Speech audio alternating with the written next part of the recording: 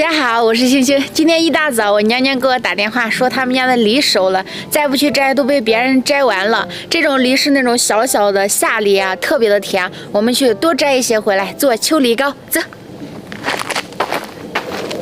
看我们村800年的古树，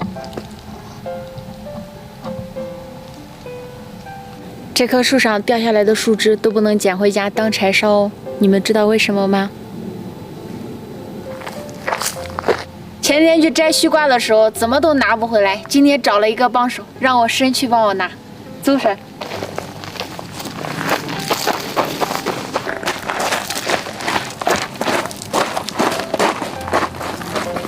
在农村走路都不是走的啊，是跑的。这个路都不敢走，走着都开始。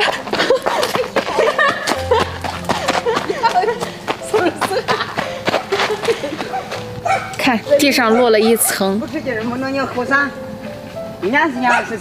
这棵树不是特别大，但是这个梨还是挺稠的啊。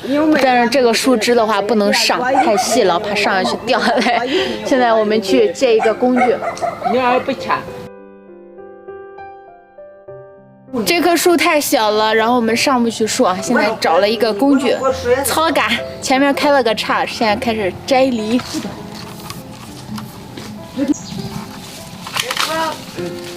你等养着狗你的你。呵，嘿，摘下来了一个，蛮好。不是，先尝一个，这个是上边摘下来的。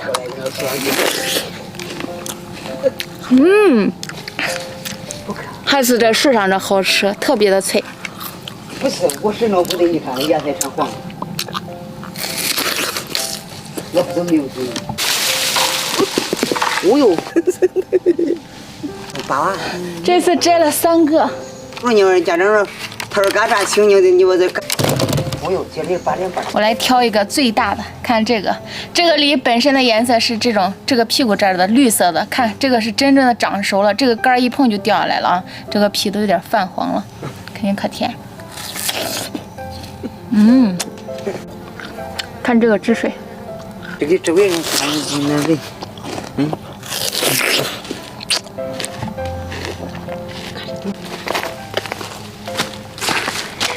今天找了好帮手，看我湿锅着背着行，我就拿这么多。走。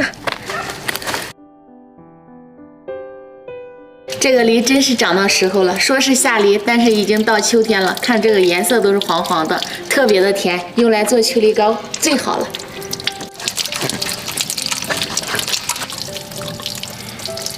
现在我们把洗好的梨擦成丝。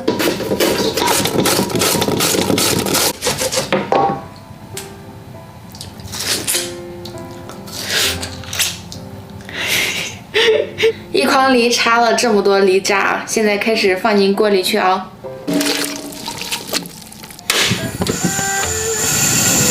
大火把这个梨渣烧开之后，加入我们的配料红枣、姜丝、冰糖放进去。现在把它搅拌一下，然后从大火转成小火。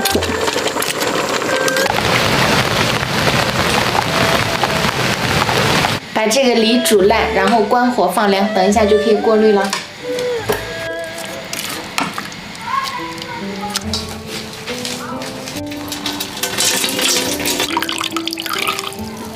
那么多梨就挤了这么点梨水，现在开始放进锅里，开始熬。大火煮10分钟，趁这个时间我们来敲点川贝。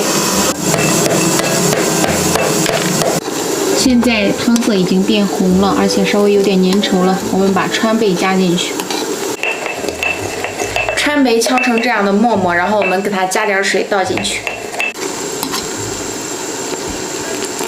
熬了2个小时，终于熬好了，就熬了这么点儿，浓缩的都是精华呀。现在开始给它装瓶了。